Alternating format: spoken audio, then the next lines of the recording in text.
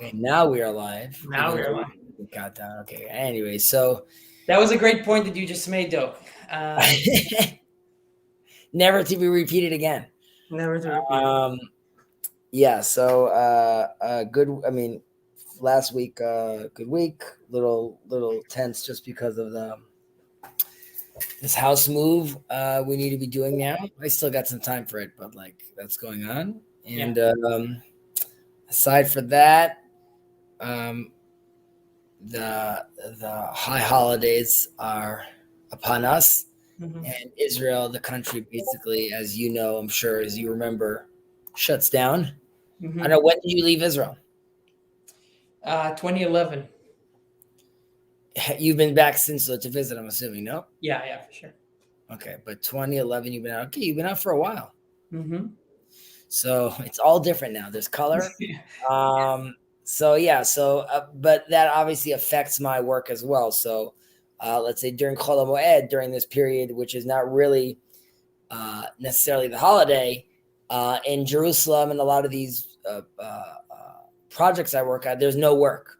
And Palestinian labor are not going to get their permits to come in so much into some of these cities. Either way, it slows things down. And of course, before the high holidays, everyone wants their stuff in immediately, just before the holiday. I see. Smokehead of Jewish study. Okay.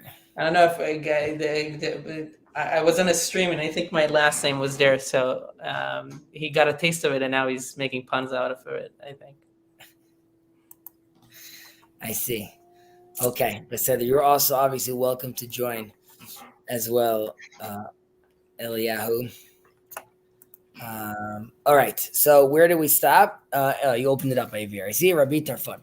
Okay, so let's kick it into. Oh, I think we're actually at the end of Perek Bet of the second chapter. I think that is the I think the next one is the last. Okay, so we'll do two of these. We'll start the next one. Well, we'll see. We'll see where we go. All right, Rabbi Tarfon אומר, היום קצר והמלאכה מרובה, והפועלים עצלים, והשכר הרבה, ובעל הבית דוחק. Rabbi Tarfon would say, the day is short, the work is much. The workers are lazy, the reward is great, and the master is pressing. All right, so Rabbi Tarfon, the character we're dealing with over here, if you remember, recently we were talking about the 5 prize students of YBZ, Rav Yochanan Ben Zakkai. And Rabbi Tarfon was also a student of Rav Yochanan Ben Zakkai, but he was a younger student of his. He was a priest, and he lived during the temple. He also gives testament, like because he remembers the temple, the rabbis ask him, I think a few times during the Talmud, like, what does he remember? Sort of, he gives like a testament of like what he remembered. That was what he remembers at the time. When he was older, he obviously gives his testament, not when he was younger. He was very wealthy, a very, very wealthy man, had a lot of properties. Even this is also post destruction. And he was part of YBZ's crew, Yochanan Ben Zakkai, but he was obviously part of the younger part of the crew, and not the main man, not one of the, let's say the what is it called in basketball? Starting 5. Starting 5. No, it's the Chamisha Potachat, but that's like English. I don't remember. Soccer. Ask me questions about soccer, and now it shows how little I care or know about sports. But either way. He does. I was gonna say that he sounds a little bit like a head of sales. He said he's a wealthy man. He's giving you like this nice little. Have you seen Glenn Ross? This is kind of like this is Rabbi Tarfon's elevator pitch. Yeah. Okay. And what else do we know about him? That he was actually a student of but he held many times to the opinion of Shammai. We spoke about Shammai and Hillel in the past. he would have a lot of arguments with Rabbi Akiva, specifically because Rabbi Akiva, which Rabbi Akiva really comes and innovates this whole new system of a Torah apparatus with other schools, and he is also famously giving fantastical interpretations and even interpreting the shape of the letter itself when he gives his interpretation. Now, for Rabbi Tarfon, who remembers the temple, for him, he's more old school and he's Shammai. So he says they sometimes clash because Rabbi Akiva has like this fantastical understanding that he's reading into the text. And Rabbi Tarfon says, that's very nice, but like I remember what the sages during the temple said, and they said it was because of these reasons. Mm-hmm. Having said that, he was also very impressed by Rabbi Akiva as well. I forget the exact quote, but he very much is very much in favor of people listening to Rabbi Akiva, and he recognizes how great his insights are. Nevertheless, he himself was, I don't want to say stuck in his ways, but he was sort of like a old dog, new tricks kind of a situation with regards to his interpretation. What else do we have to say about Rabbi Tarfon? I think that's it. There's his name, Rabbi Tarfon, which I think comes from like Greek, from like tripod, or like a three. I think it's supposed to mean three, but I could be wrong about that. But I believe that's where his name comes from. Yeah. Okay. So Hayom Katzar. What are we talking about? That the Yom Katzar, and what's also this is clearly talking about, like, generally speaking, we know that the day itself is short, right? We have 24 hours. And part of that day is being used for the things like, there's sleep, there's rest, there's eating. So the actual time you have to do work is very limited. And we know this, obviously, today. We could see that every day, that we feel like there's never enough time. Yeah. We could also focus on the fact that we're not saying here that time is short, but the day is short. And you could look at this as the day which is allotted for Torah study. Basically, it's not like there's general time that one could use, but I'm already controlling for that time, because I know there's going to be time where you need to speak to your son, and there's time where you need to build that treehouse. But now I'm giving you time which is net Torah study, and that time itself is also going to be very, very short. Yeah.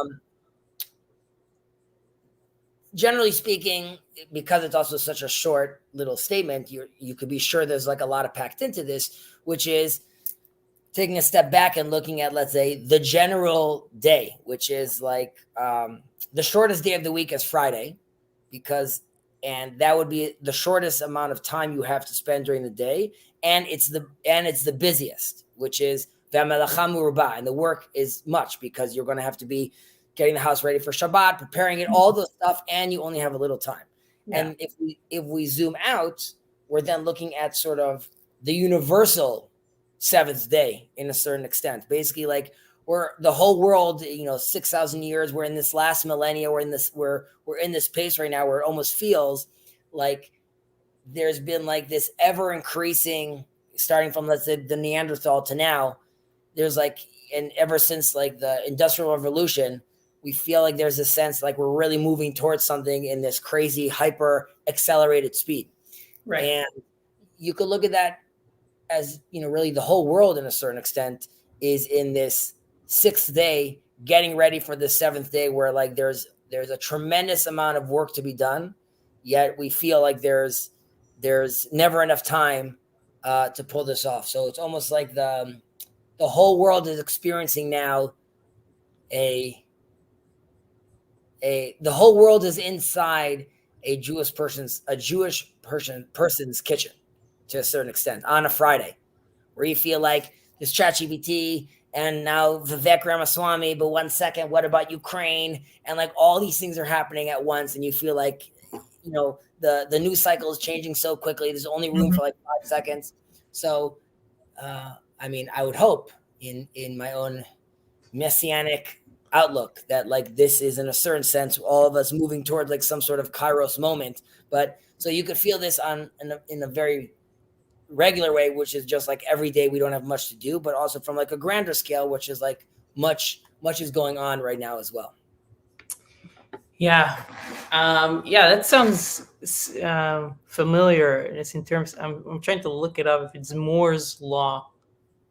About Moore's what? About like exponentials, you mean? Like an exponential growth. He spoke specifically about like computer chips, of how the number of transistors in a computer chip doubles every 2 years. So in terms of like, so we can think about this as innovation and all this, and like we can see it in our own, with the ages of like just how like the 20th century, how much has changed in the 20th century, which is insane if you think about it. So to those who try to count, the stress would be that's happening at like the last stretch of the 6,000 millennia, which you can also look as like the 6 days basically. And I mentioned this in the past, but we're always moving towards like the seventh day is not complete, right? We're all trying to complete that seventh day. And in a certain sense, like right, I'm seeing over here, global Shabbat prep from Nathaniel. Exactly. So we're all, I like that. We're all in the global Shabbat. We're all in the global Friday Shabbat prep mode right now. I can't make stupid comments if I join. Silly Chazi. Well, if you still wear your mask, you might still wear your mask. There's no silly comments. Okay, so let's continue. And the workers are lazy. So the workers clearly are not specific workers. Here we're talking about the workers, which are humans. Humans are lazy.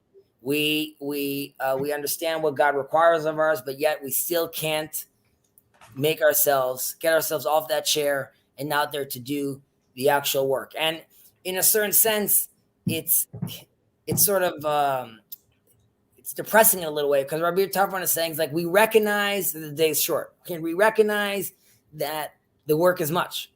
And I'm jumping to the end. And we recognize that the reward is great. Nevertheless, the workers are lazy. Like, we can't, it's hard for us to think, look, I tell a lot of contractors I work with, think marathon, don't think sprint. Or like, don't think that this is the one job we're working together. We might be working another 5 jobs.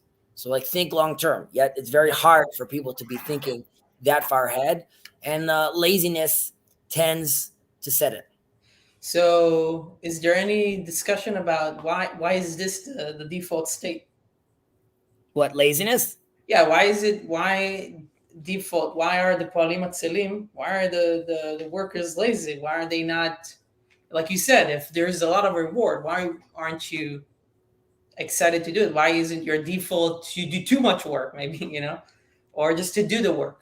Is there any discussion about that, or any commentary on it? We could open something up. Nothing that specifically comes to mind, but we could work that out for a second together. We could attempt to work that out together, which is, we're not, in this specific verse over here, we're not coming out and calling people out. And I think also this will continue on to the next verse over here, a chapter over here, which is, we're not dealing right now with the sinner necessarily. We're dealing with someone that is aware of all these things already. He's like the guys in the program, but he himself, it's the Mishnah here is letting you know we are aware of the human condition. I'm sorry? The Beinoni. Yeah, I'm saying, but also the laziness, which is, I think, part of what sometimes happens. There's so much to do that you rather just stay and lie in bed. It could be daunting. It could be scary. Right. And I believe this dovetails into the next verse, which is Lo alecha melacha ligmor, which we'll get to that. But basically, don't be, we've just gone through almost 3 full chapters worth of like, you got to do. And sometimes you could feel like someone says, after I realize that, then like, I can't do all this. And I understand you told me I'm going to go on the roller coaster ride, and I understand it's all great, but there's a sense where you might feel like I can't handle this, and that could lead to a laziness. And just to take it literally, I could come on a job site today, and I think it also I think, which is also why it makes Pirkei Avot and the Torah amazing. I believe it's still relevant it's even more relevant to our day-to-day life today. But I go on site and I see one of these workers just sitting down, like, doom scrolling on their phone. And it's almost, which relates back to Hamelacha Merubah. There's so much that you need to contend with. Okay, like I said, like with the news, which it really, like the fact that you have this technology today, which in one way is so great, right? But it also points out to you how the Yomas Katzar, I'm not making these apps. I'm not a programmer. I'm just going to get lost inside like this little thing right now. I'm just going to be on YouTube and I'm going to watch my shows. And I think it could be overwhelming for people. And you could even say Vasachar Harbeh, right? You could realize all you need to do is sign up for these 7 apps and you're going to have this great lifestyle, right? I mean, all you need to do is like this good living. We all know about juicing. We all see like these videos where you drink this and take that. But yet people end up finding themselves not being able to even appreciate the fruits of modern technology and modern society because they're too lost in their own ways. Let's see if there's any commentary here. Okay, maybe it's less of why the specific workers are lazy, but rather why are the humans in general lazy in this way? Why did God make us this way? Well, first of all, for sure, forget the workers. It's generally speaking about the lazy person. And I don't think it's God made us lazy. I think God is waiting for us to ante up and rise to the occasion. We're just being told that. And I also want to say, and I believe we'll touch about this later when we talk about the Tipras Surcha, where we come from in Perek Gimel, I believe. We'll scroll down there later. But it's also, in a certain extent,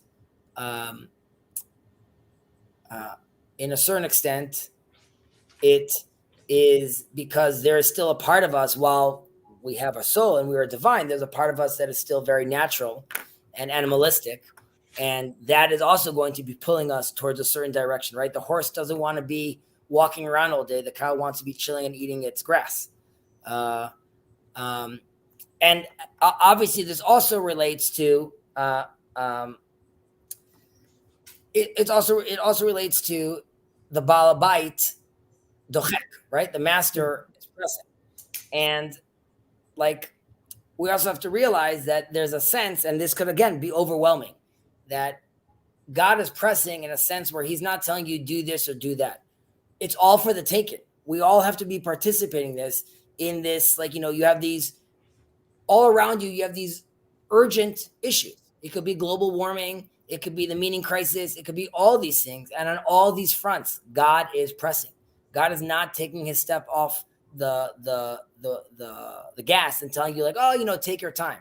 So not only, and this relates back to, it's a short day. There's so much going on, and God is pressuring you to rise up to this constantly. And you're not supposed to take a step back and be like, well, again, it's too overwhelming. I'm just going to get into my lazy boy, but rather I'm going to try and, carpe diem, seize the day. I'm sorry about the Zionistic example, but that's just what's coming to my head.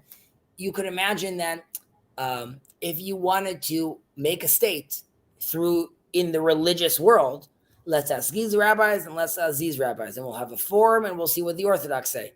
But the master is pressing. So comes Ben Gurion and says, I'm recognizing that the day is long and I'm not going to get everything done, but we must act.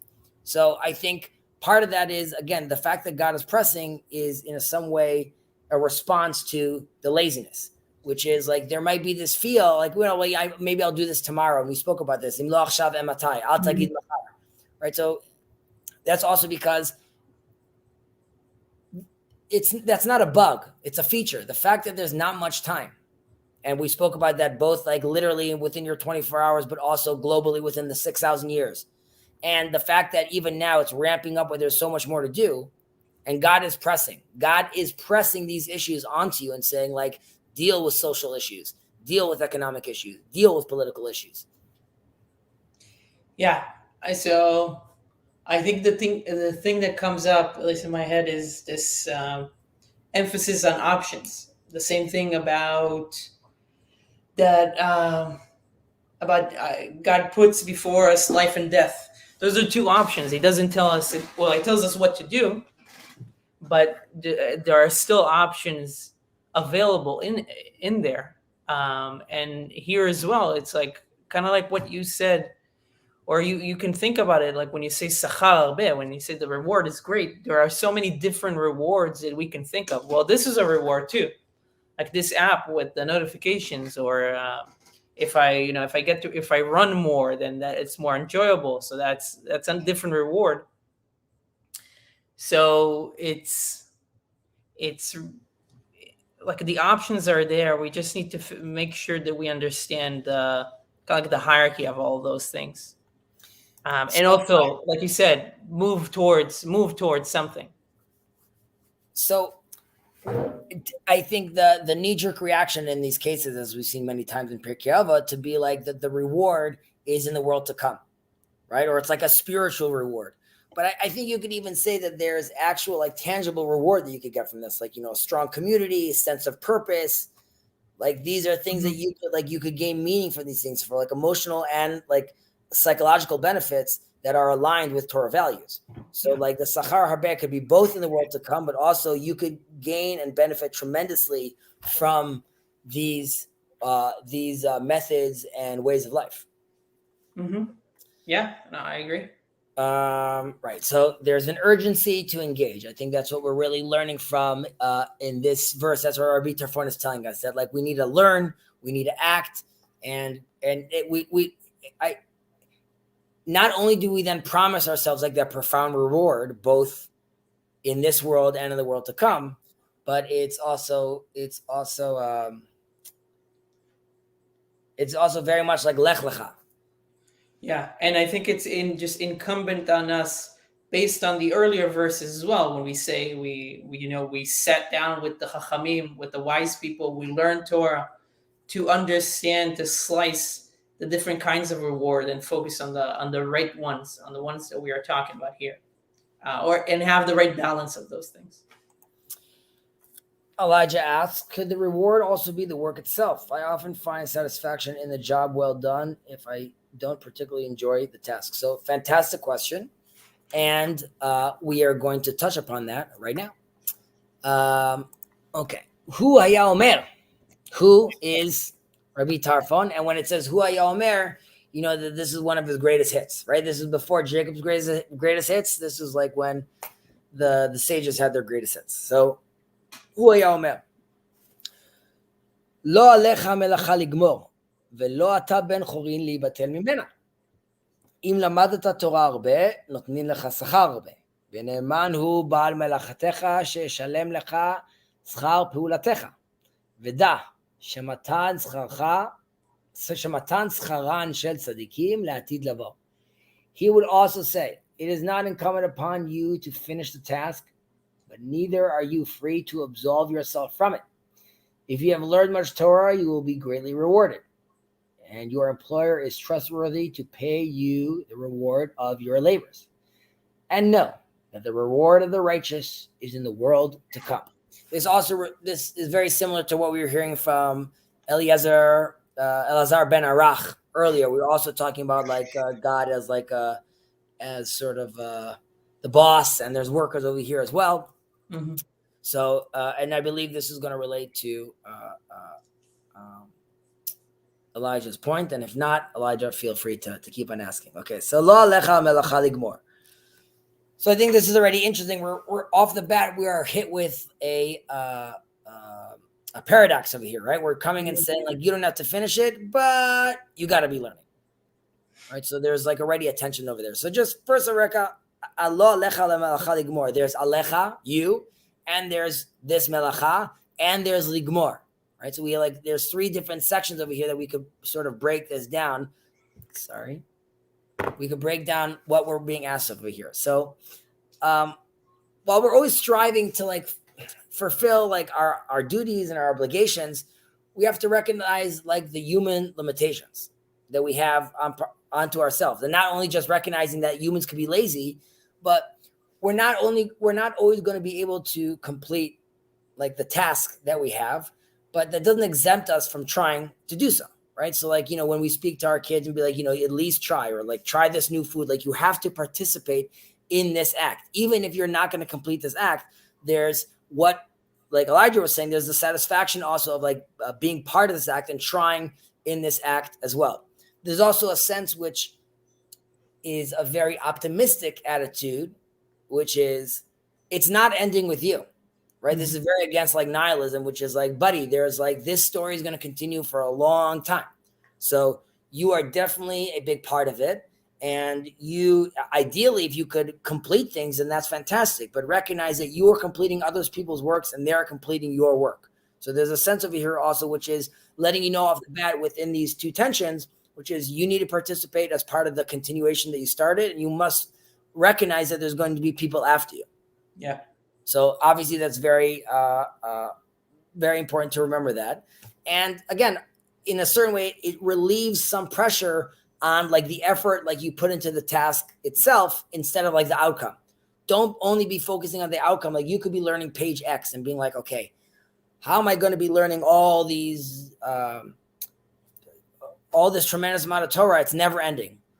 Just focus today on Pirkei Avot, second Perek, Mishnah X. Okay, be there. Don't be like, how am I finishing the next Mishnah? How am I fixing the next Mishnah? And then at the very least, appreciate the fact of your spiritual journey that you're going through just on that end. Obviously, there are, like we just said, there are other rewards, tangible rewards, like what you're doing for your community, what you're doing for yourself psychologically.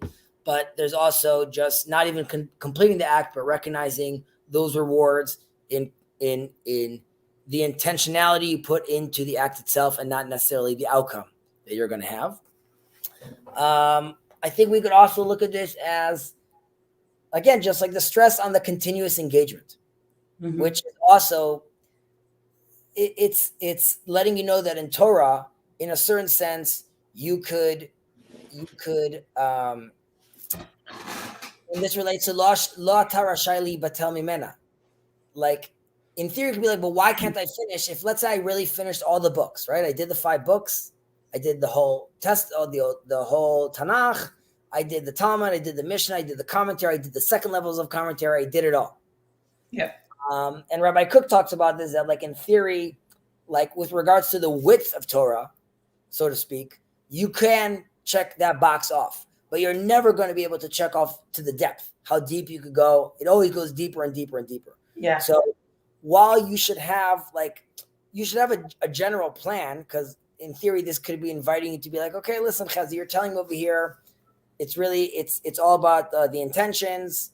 Elijah's enjoying starting the work, but not necessarily finishing it. And I get enough satisfaction to that. Why don't I end there? So no. Lo tarashali vatel mimena is reminding us that you should have a game plan. There should be a business plan where you're trying to say, like, I'm going to try to finish all the stuff. And the Mishnah and the Torah tells us, the Mishnah tells us, like, you should be learning Torah by age X and you should be learning Mishnah by age Y. So there could be a regiment and there could be a system to dot our I's and cross our T's, so to speak. However, again, going back to the depth is never going to be exhausted.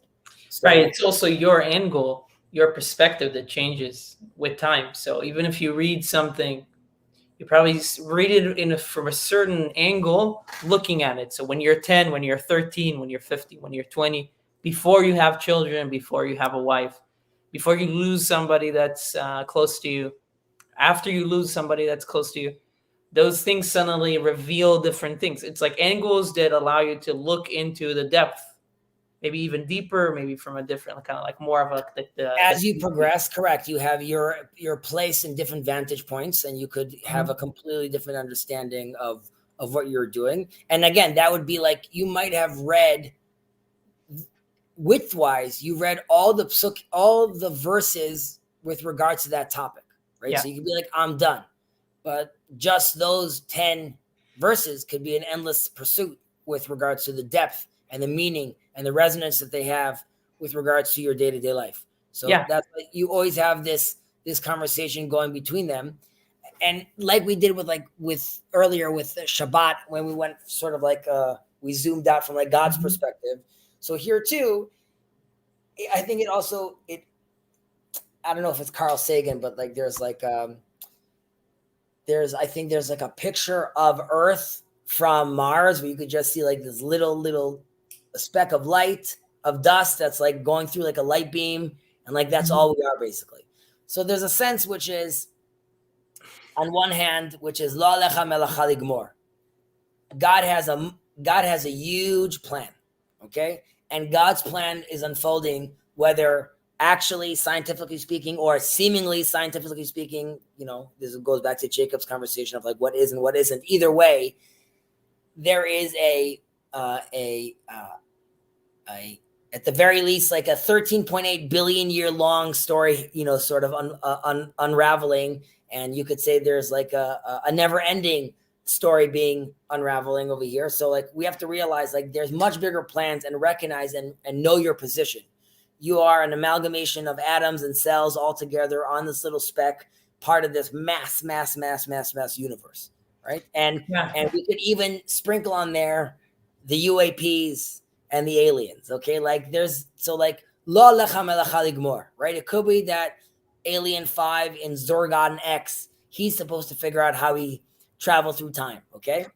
Yeah. However, the Anatar Shali Batel Mimena, which zooms you right back in, which is like, but the glasses you should have on are, you're on Earth, it's 2023, you have to, like, you still need to deal with your life. And that's why, while there's a grand plan, focus on your personal plan, and you can't give that up. You can't feel like, oh, well, this goes back to the Modani. In the morning, you still have to wake up and say Modani and recognize, even though initially I would have been crippled by the fact that the master of the universe has created the universe, who am I? Zoom back in and be like, God is still interested in having a conversation with you. Yes, there's a whole larger conversation happening that you'll never comprehend. But there's another conversation that you can comprehend, and that's what you are. You must continuously be active in that pursuit.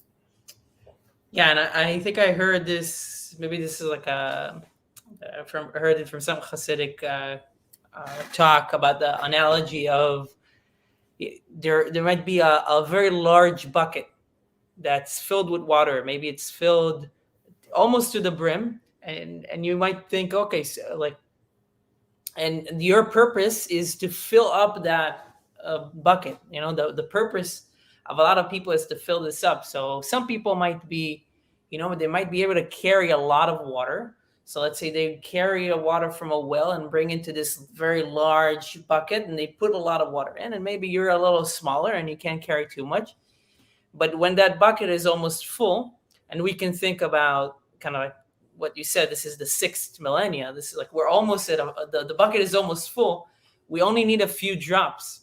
So even if you think, well, Moses or people before me were much more capable to bring Mashiach or whatever other kind of like conception of that you have, even that drop that you add to the bucket will make it full. So this is kind of like the thing that you can do to bring something great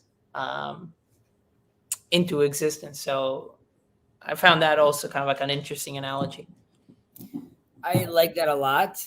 I also, just when you gave that example of the cup overflowing, I'm forgetting what the physics term is for basically like it gets to the precipice, but you could keep on adding drops and it doesn't flow over. There's a period where like it almost like bubbles on top, but you could keep on filling it. And I would say that's another sense which like seemingly you feel like the cup is full.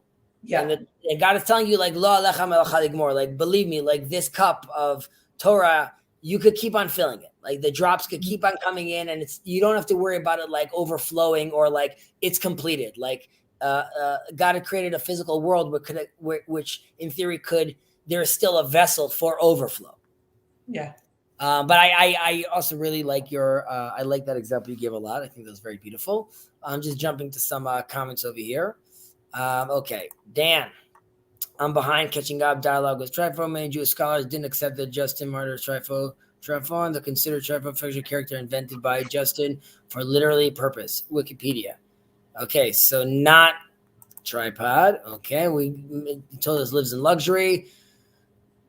Trifon or Trifon Russian is a given name derived from the ancient Greek. Okay. Romanized Trifon lit, one who lives in luxury. Beseder. Okay. Hey guys, to clarify, I'm Kirk. Okay. Jacob, Kirk, I got you, young Kirk. Jacob is making me read Echoes of Glory by Rabbi Beryl Wine. I'm thinking I can be done by late October, but most of the stuff I've read so far, I've read already. Okay, keep on keeping on. I recommend Nature and Holiness by Rabbi Shirky. That's the book I push. There's many books, obviously. Although a man of wealth, he lives simply and used his money to support the needy. Who is this? Oh, he's talking about Rabbi Tarfon. Okay, nice. If there's any other insights that I misquoted or didn't realize, let me know. Chezi, are Arabs going to launch an intifada while even secular Jews in Israel are spending the whole day of Yom Kippur praying? So this is not really to our topic, just a few comments about this. One, Arabs are not going to launch an intifada. Terrorists would launch an intifada. Arabs are our cousins, and hopefully one day we'll be able to pray together. Will they even do that? Unfortunately, these terrorists are very malicious, and they have done things like that in the past, whether it's on Passover or other things like that. So, yes, that is a constant fear, one that most Israelis don't allow it to really cripple them with their day-to-day. And even secular Jews in Israel do pray on Yom Kippur. Many don't, so it's still not a monolith, but yes, it's still a heavily observed day, Kirk, on that end.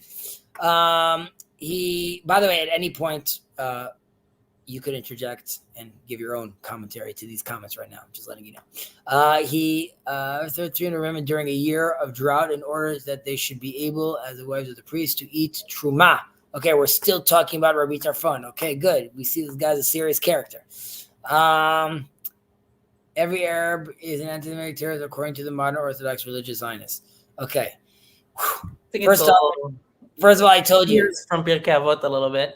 So. Right. Not according to modern Orthodox religious Zionists, according to some people in the government who see themselves as modern Orthodox religious Zionists, who are a very loud minority that happens to be in power right now. They're not all anti-Semitic, and they are part of our bloodline as well. All right, that was on that, Kirk. Relevant comments would be appreciated. Okay. Im lamata Torah harbe, im lamadata Torah harbe, אם למדת תורה הרבה, נותנים לך שכר הרבה, ונאמן הוא בעל מלאכתך שישלם לך שכר פעולתך, ודע שמתן שכרן של צדיקים לעתיד לבוא. Okay, so we're saying, regardless, you're going to get a reward. So why are we saying this? I think one is seemingly simple, which is, even though this is a must, right? We just told you that, you don't have to finish it, but by the way, you can't stop learning. Mm-hmm. But regardless, you're still going to get a reward. Okay? So, this is just to, make sure that you still feel comfortable, even though we put you in this position where you still feel like, I'm very confused. And you could read into that the reward is part, like Elijah was alluding to, the reward is in the act itself of participating in this move, or the reward is in the world to come. You're still going to get things as well. And it's also sort of asking you to push yourself. If you im lamata Torah harbe, you could come and say, what? And if I didn't learn Torah harbe, what if I just learned the regular amount of Torah? Am I just getting a regular amount of reward? And it's an invitation to excel, learn, push yourself. And I think we could also connect this a little to 2023, which is we have this amazing opportunity with the internet where we have this knowledge at our fingertips. And one could say, arguably, that Ben is taking advantage right now, right? Where he's saying, all this exists in front of me. There's all this amazing text of traditional text that I could be learning. And there's halachic implications to this. And there's changes in the modern world we live in. So all this carries an immense amount of value. And I could be tapping into this. And more than that, there's almost less of an excuse not to do so at a high level, right? Because you could say that back in Volozhin, when it's cold outside, so like, I can't, like, I'm going to be, how far am I going to pull this? Arguably, you could say like that's all you had to do is just Torah study and keep your heart warm. But my point being, in today, there's almost no excuse to come and say, where am I going to get Torah accessible to me, right? If Bill the Noahide could find a Chabad rabbi to be teaching him, then like what do we all have? Like what's our excuse? So I think here too, it's sort of like an invitation of Lamada Taharbeh. There's a lot of reward out there to get, which is again not only the reward in the world to come, but you are living today.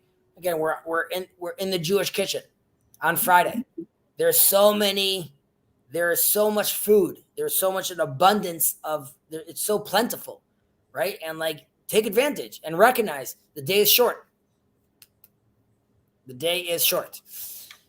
ונאמן הוא בעל מלאכתך שישלם לך שכר פעולתך ודע שמתן שכרך של הצדיקים לעתיד לבוא. Okay, so here too, which is taking a step back, which we were saying all these values you could get. We are living in a society where this is both then, when this is being written, recognizing that there's Romans killing people, life is hard, children die at childbirth.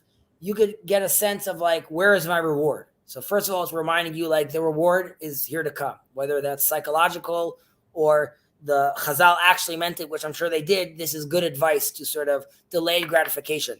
Even more so in today's world and there could be an argument that my kids growing up today have a right to expect me to work faster than I expected my father to work, and the concept of patience to be different because we live in a much faster world. Why would it take you so long to give me that answer? Why would it take so long to order that ticket? Right. So in a sense, and this relates back to the sense of like, we're in this mode right now. The 6,000 years are coming, things are getting pushed, and you could be saying, whoa, where is my reward? Right. We're getting towards the finish line. So it's reminding you like that, this is really the time to exercise that muscle of the delayed gratification, right? It's really sort of like a counter narrative to like the modern world we live in today, which is like, just assume you're going to get these likes right away and your channel is going to explode, which is like, no, the steady horse wins the race. And while that's like a trope that's been said, even more so today, where it's reminding you, V'ne'eman ba'al melachtecha, right? He is loyal. You could trust that this is going to happen. What's curious is that there's like a focus over here of Veda shematan scharan shel tzadikim la'atid lavo. How is it written in English over here?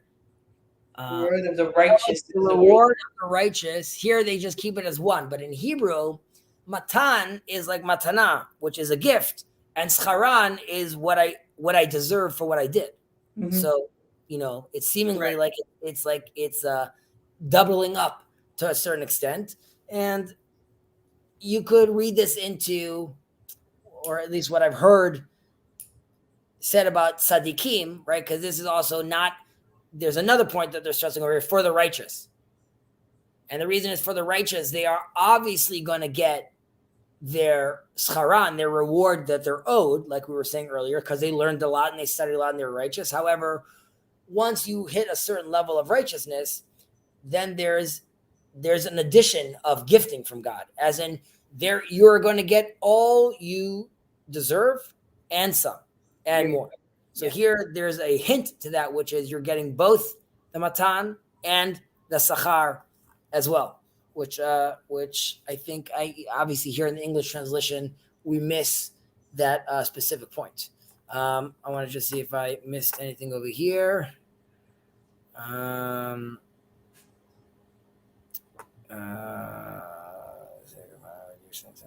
What is this? Does this have to do with us or not? So Judaism believes that in sort of. I thought Rambam believed that Nazarite vow is inherently sinful, as attempting to take upon obligations of temperance that are not mandatory. That's correct. That the Nazarite does have to bring a sacrifice to the temple because he, like you mentioned over here, he is excluding himself from some of the amazing gifts God gave us. One of them is drinking wine, but I'm not exactly sure how that contradicts the things we were saying over here. Yeah, I don't know if it's about like the emphasis on the study of Torah, but like we said, you take into account the fact that there are things that you need to do during the day that sustain you, and have to do with like you mentioned, like family. I mean, eating, sleeping, of course, but also taking care of your children, doing those things, and then that means that the day for the Torah is even shorter. So you need to take advantage of that. Yeah, I like right in that we said the difference between Hazman Katzar v'Hayom Katzar, right? The Yom is putting aside all the other things that you use the day for that you had to do that are not considered Torah. Obviously, you could say that if I was teaching my son how to swim, that's also Torah study. So I get that, and I'm open to those interpretations as well. Doesn't it seem to be quite different from the Bible? For example, Leviticus 26 talks about reward in this life. Why are the rewards put off to the next life? This is more of like a historical context when this starts coming up. And this also comes out with regards to the Noahide conversation, which is like, do the Gentile righteous or do the Noahide, do they have a reward in the world to come? Do they have a portion of the world in the world to come?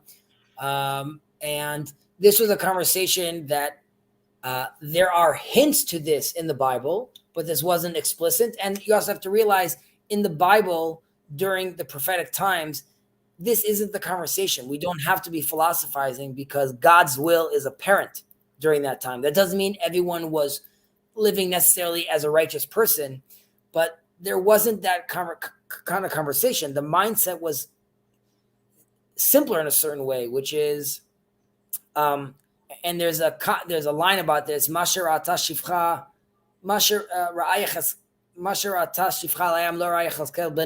basically then what the maiden saw by the splitting of the Red Sea is greater than what Ezekiel saw.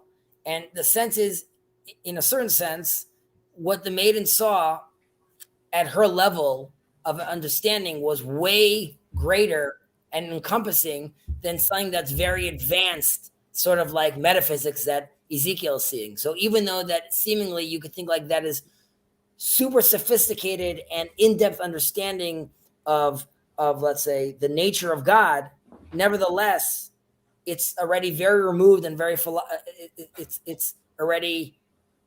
it's removed from Sinai in a certain respect. It's no longer God's will happening on the ground that these people from the first temple are experiencing. So they're dealing with their land, they're bringing their sacrifice, and they're not thinking about like, what's going to be in the world to come. Later on, in our history, that conversation needs to start becoming dealt with, and rabbis really start bringing that up, recognizing the social need that the people had at that time. Jacob, shalom, sir. Shalom. Shifcha is maid servant, not maiden. Maid servant. What did I say? Maiden? Maid servant. Yeah. I'm sorry. Yes. I will never forgive you. Also, I would also say just focus on Ne'eman, that we're saying that, how does it say it in English? The employer is trustworthy or loyal. I also think in today's world where you could see that you basically can't trust anyone. Politicians are corrupt. Lawyers are corrupt. The media is corrupt. So this is, again, just like you could trust the Almighty. You could trust the person, Misha Amar V'Haya Olam, the person who spoke and the world came into existence. So here too is just, it's sort of specifically in our day and age is shining a light on the fact that like those systems that we've built up, they're fleeting and they're not trustworthy. Yeah. And I feel like those two verses are in the V'ne'emanu ba'ad. So he says it's trustworthy. And then he also tells you, and know that if you can't, it seems like it's saying that if you can't see the reward, if you can't understand how, like, where is it, then know that it will come. Right? It's almost like he's trying to reassure people even Correct. more. Like, it's not only trustworthy, it's also that you might not see the reward in the close future, but you will see it in the future to come. Now, also, and just following up on where you're saying, you could also say that this is sort of like an enticement for someone to upgrade to become righteous, right? Because if you become righteous, you get to double dip, both on the deserved reward and on the gift you're getting from God. Right. The Seder. We now finish Perek Bet, and we move on to Perek Gimel. Let me get there. Let's see. I looked at this last week, and I believe it's the one with we missed those little commentaries. Akiva ben Mahala. Yeah, exactly. Again, we see our three elements over here. So, Akiva, it's not Akiva really, it's Akvia ben Mahalel, Omer. Histakel b'shlosha dvarim. My brother calls my cousin Akiva ben Mahalel. I'll explain why in a moment. Histakel b'shlosha dvarim. Ve'ein ata ba li'edei avera. Da ma'ayin bata. Ule'an ata olech. ולפני מי אתה עתיד לתת דין וחשבון? מאין באת? מטיפה סרוחה. ולאן אתה הולך? למקום עפר, רימה ותולעה. ותולעת? תולעת. ולפני מי אתה עתיד לתת דין וחשבון? לפני מלך מלכי המלכים, הקדוש ברוך הוא. Kavya, the son of Mahalal, would say, reflect upon these three things and you will not come to the hands of transgression. Know from where you came, where you are going, and before who you are destined to give a judgment and accounting. From where you came, from a putrid drop, where you are going to place of dust, maggots, and worms, and before whom you are destined to give judgment and accounting before the Supreme King of Kings, the Holy One. Blessed be He. So I just want to say a comment before you go into it. Say many comments. So when I read this for the first time, not that while ago, so I was trying to explain to my wife too, like what I was reading, and I was telling her that this is kind of like the Tao Te Ching, but it's very Jewish, obviously, and like this is one of the pieces where I was like. It kind of was like, it starts with like, reflect upon the things you will not come. It starts very kind of like pithy, kind of like the Tao Te Ching as well. But then it gives you all these specific words. It goes into this, you're coming from a putrid drop and maggots and worms. And there's a few other places in here that it's very it's very earthly in a way. And I would say that I feel like that is very Jewish in the way that how it's both spiritual and very specific and earthly at the same time. And this is kind of the thing that really kind of shook me or was very unique to me, or like was. Came up to me when I was reading it for the first time, that I was like, it was all these things at the same time, and I was kind of like confused by it. Well, I think you are intuitively tapping into something that Akavya ben Mahalel is doing over here, because he seemingly is repeating himself, right? He just said, and then again he tells us each one and gives a breakdown. Right. And there's an interpretation that one is talking about the soul, and one is talking about, let's say, earthly understandings of how those things manifest. So there is that split already built into that. And it's saying like, well, before we jump into that, let's talk who the character we're talking about over here. So he also, he's not in Yavne, he's in Jerusalem. He's a big shot there during the Second Temple. And the reason he was a big shot, and this is why my brother calls my cousin this, is because he had his own traditions, and he had his own traditions from his own rabbis. And even though the majority of rabbis did not agree with him, he really couldn't care. And he really did. I don't want to say he couldn't care. He really did his own thing. and he was known for doing that. I believe also there's some evidence that he even was exiled. He had to go through nidui, excommunicated basically, because of this attitude. Having said that, with his son, he makes sure his son does follow the majority of rabbis. And the reason he said so is because he said, I myself heard from a majority of other rabbis that agree with why I do the things the way I do. So I didn't have that tension, even though there's this other majority of rabbis saying X, because I had my own majority, so I could do my own thing. However, my son did not hear from those rabbis, and that's why he has to toe the line with regards to the classic majority. What else did he have? I think he was also fairly harsh as well, like the way he would speak. If I recall correctly, he would call, is this him? I think it's him. Anyone in the comments could correct me. But like weak students, it's also not very PC. He would call them Bnei Torah, the son of Torah. This is Abraham's concubine, basically. Right? Mm-hmm. So like that was his diss. All right, so let's dive in. Histakel b'shlosha dvarim ve'ein ata ba lidei avera. Right? So on a surface level, focus on these three things, and you're not going to have to deal with sin. It's interesting also that they emphasize this in the English I see over here, that don't come to the hands of transgression, right? And because you could just say anatabale avera, right? Or you're going to have a transgression.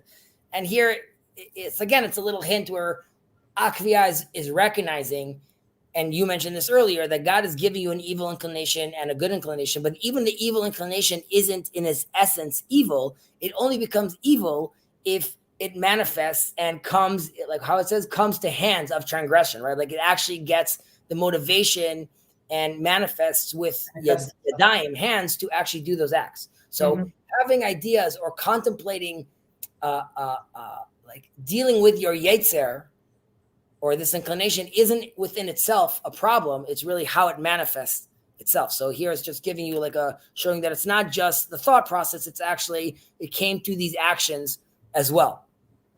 And this is a general call for real introspection and existential reflection that he's inviting you to really do over here. Like you were saying, it seems like there's this holy place, and he's telling where there's the hustle and bustle of the world. And I'm really asking you right now to ask these real fundamental questions.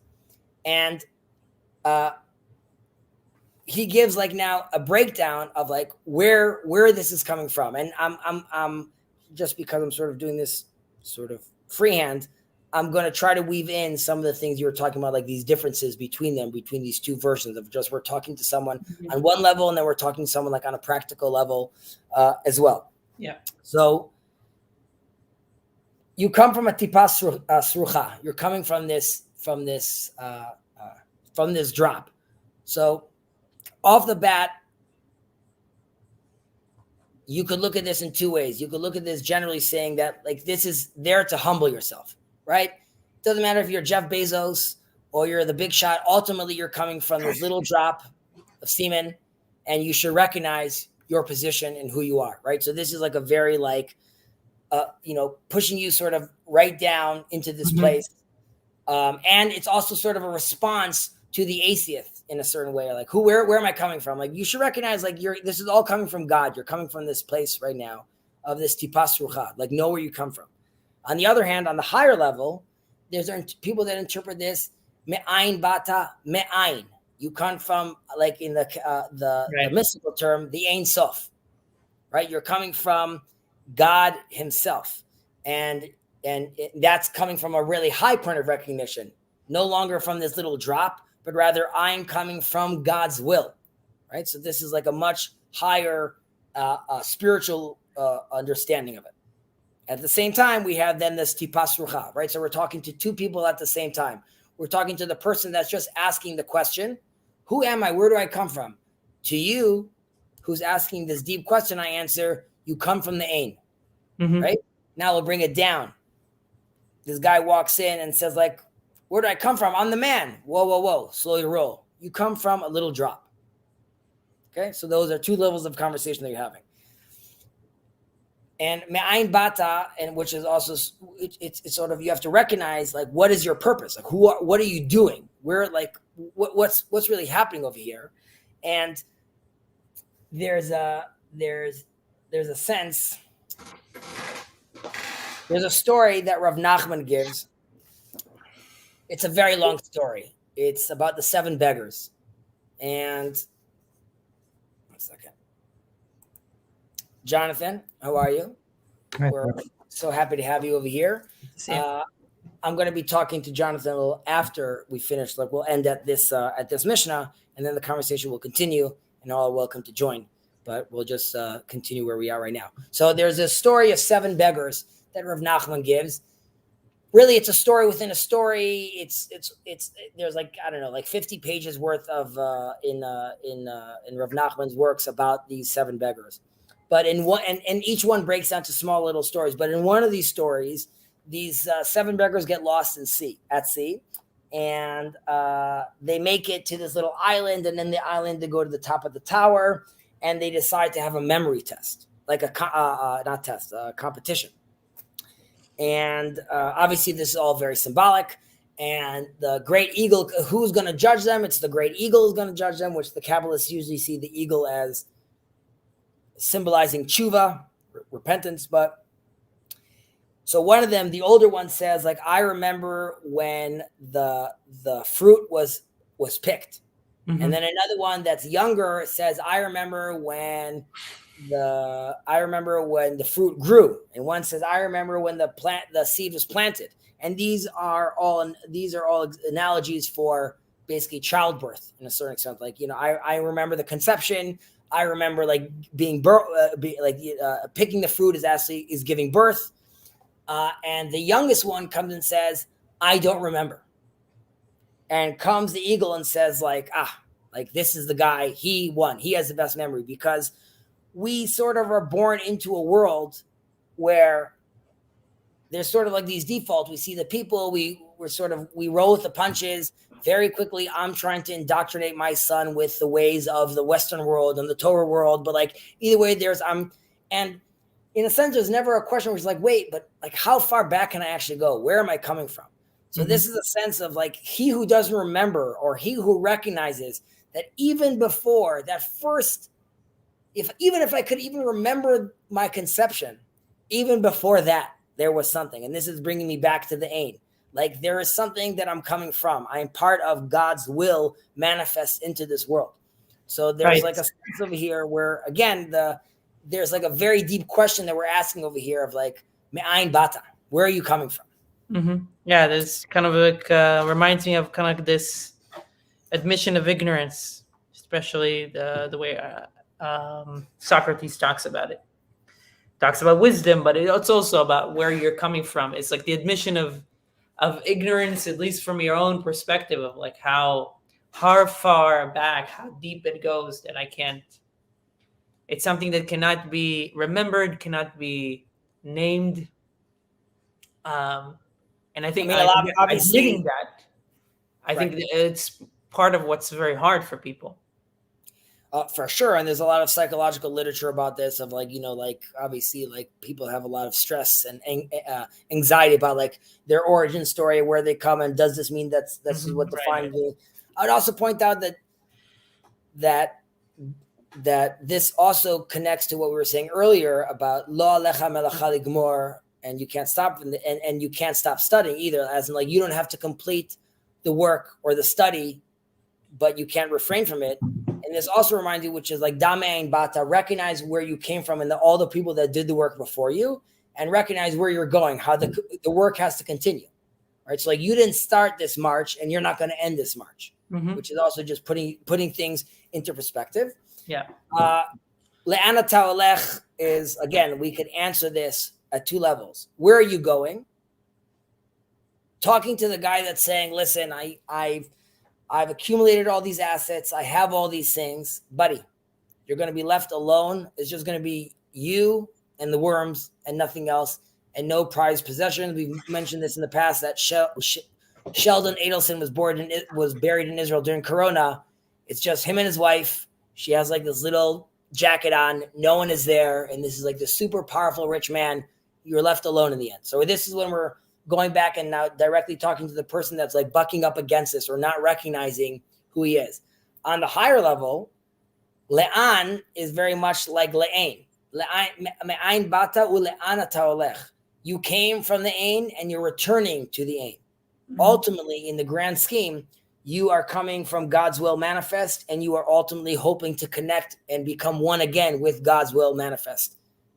And they're again bringing you back to this, having the conversation at a higher, more intellectual, spiritual level, and not the person that's bucking up against the system. So I just want to make a comment that this is very, in a way, and I think Sachs also talks about this in the book.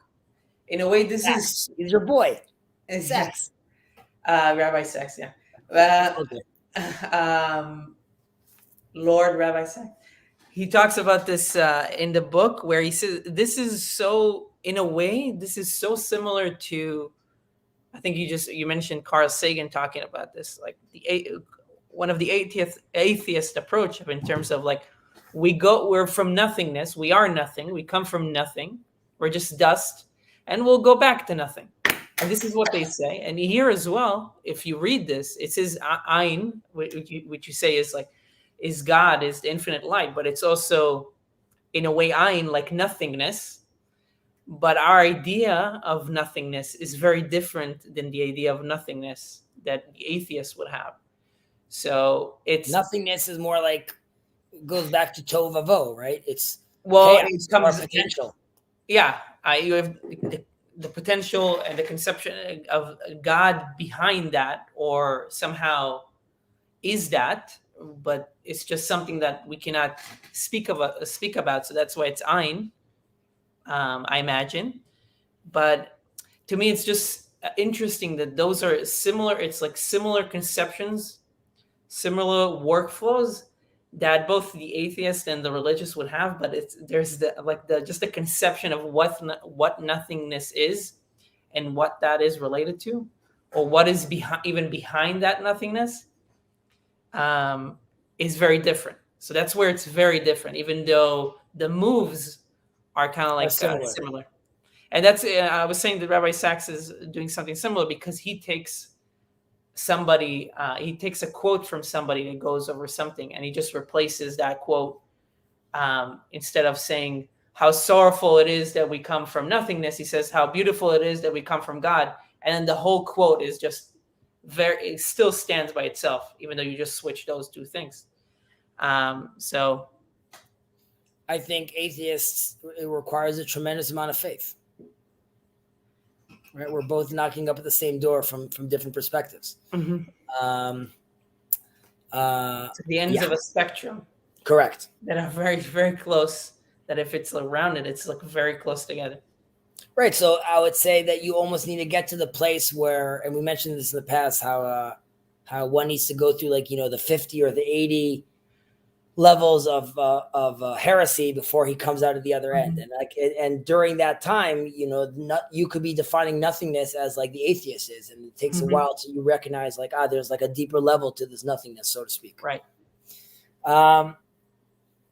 Right. So, I mean, generally speaking, I mean, like on a simple level, also, obviously this is talking about the forgo the focus on material things that we were talking about.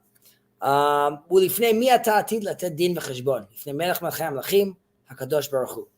so there's a few things that they're doing over here, which is, first of all, which is interesting.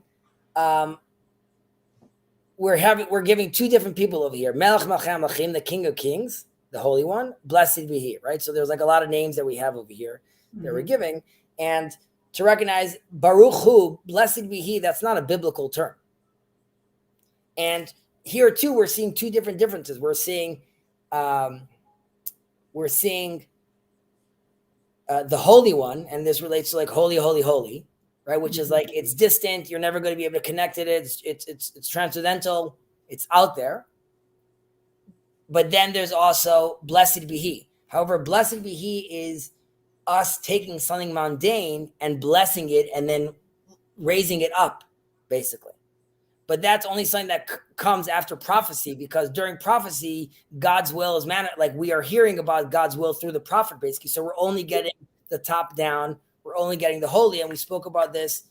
We spoke about this a little we gave the example of Tefillah and Shema, right? That Shema is coming from Moses, but that's really top down. And Tefillah is coming from the prophets, and that's bottom up, how we relate back. So here too, we're sort of we are defining God in these two different ways, both from the top and from the bottom, and recognizing this. And this too is, like we said, the conversation we had. We had this high level conversation of Me'ayin Bata, I'm coming from the Ain, and that is very much my conversation with the Holy One, the King of Kings. However, when I'm having the conversation about the Tipas Rucha and the drop, and I'm having the conversation about the material things and what I'm going to be buried in, that's when I need to recognize blessed be He. That's where I need to recognize that these mundane earthly things, I need to elevate them and sanctify these things, so to speak, as well. There's also a sense over here, which is ulifnei mi ata atil lita din v'cheshbon, and you can read it ulifnei mi, and you're going to stop over there. Ata atil lita din v'cheshbon, me, which is instead of ma, not a what but a who. Recognize that you are a who, and this goes back to modeh ani. Recognize that you're an ani, you're a me, and not a me like as in English, even though that also works, but I mean like a me and not a ma. You're a someone and not a something. And ultimately, and this relates to Avram, like lech lecha, go deep into yourself. Ultimately, or the famous story of Zusha. What are we going to ask about Zusha? Why wasn't I like this guy? Why wasn't I like that guy? They're going to ask me, why were you not more like Zusha? Why were you not more like me? Recognize that ultimately you're also going to be speaking to yourself, and you're going to be seeing yourself, and you're going to have to realize that you didn't live up to your full potential. Interesting. And on that note, I think we'll continue with Chelek Bet, with Mishnah Bet next week. Yes, Mishnah Bet. Yeah, chapter 3. Sgan HaKohanim, the deputy of the Kohanim. Before I move on, Jacob, you have anything you would like to share with us?